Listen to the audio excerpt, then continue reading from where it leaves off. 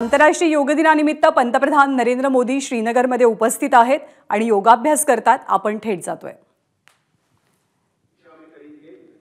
धीरे-धीरे श्वास को भरते हुए सिर को एंटी क्लॉकवाइज डायरेक्शन में लेके जाइए और धीरे-धीरे श्वास छोड़ते हुए सिर को आगे की तरफ। एक और बार धीरे-धीरे श्वास लेते हुए गर्दन को ऊपर।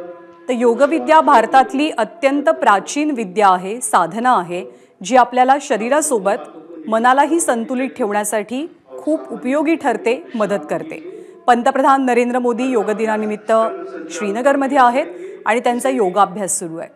गर्दन में दर्द है, कंधों में दर्द है, ऐसे व्यक्ति सावधानी के साथ इसका अभ्यास करना है। श्वास भरते हुए धीरे-धीरे दोनों हाथों को साइड से सिर के ऊपर लेके जाइए और दोनों हाथों का हथेलियों का मुख बाहर की दिशा में हो और कंधे शिथिल हो और धीरे-धीरे श्वास छोड़ते हुए दोनों हाथों को नीचे की ओर। योगविद्या केवळ एक विद्या नाही, तर ते विज्ञान आहे, एक शास्त्र आहे। याचा उल्लेख अगदी आवर्जून पंतप्रधान नरेंद्र मोदींनी केला।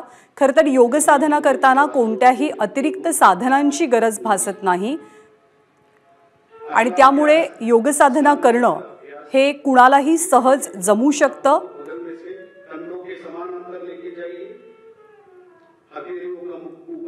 ही योग साधना आपल्या शारीरिक तंदुरुस्तीसाठी तर मदत करतेच, परंतु मनाचा संतुलितपणा राखण्यास सुद्धा योग साधनेचा खूप मोठा फायदा होतो।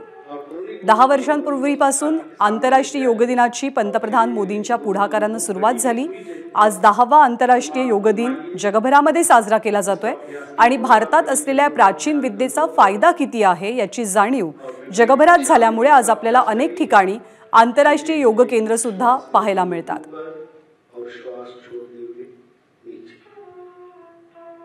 और दोनों हाथों को श्वास छोड़ते हुए नीचे लेके आइए और सामान्य स्थिति में विश्राम कीजिए।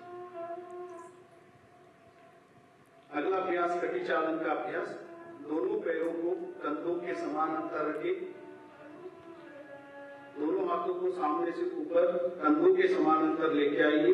हथेलियां के मुख अंदर की तरफ रहे और धीरे-धीरे श्वास छोड़ते हुए। आज आपल्या देशात अगदी काश्मीर पासून कन्याकुमारी पर्यंत विविध कार्यक्रमांचं योग दिनाच्या निमित्ताने आयोजन करण्यात आले आहे। केंद्रीय मंत्री सुद्धा, राजकारणी नेते सुद्धा, सेलिब्रिटी सुद्धा आवर्जून या कार्यक्रमांमध्ये सहभागी झालेत। अधिकाधिक लोकांनी योगाभ्यास करावा आणि आपलं शरीर आणि मन संतुलित राखावं, अधिक बळकट करावं, हीच या योग दिनामागची प्रेरणा आहे।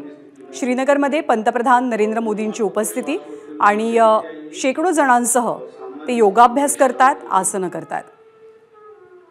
अगला अभ्यास घुटने चालन क्रिया।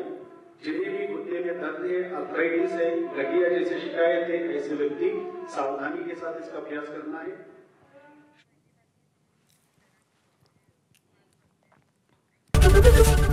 एबीपी माझा, उघडा डोळे बघा नीट।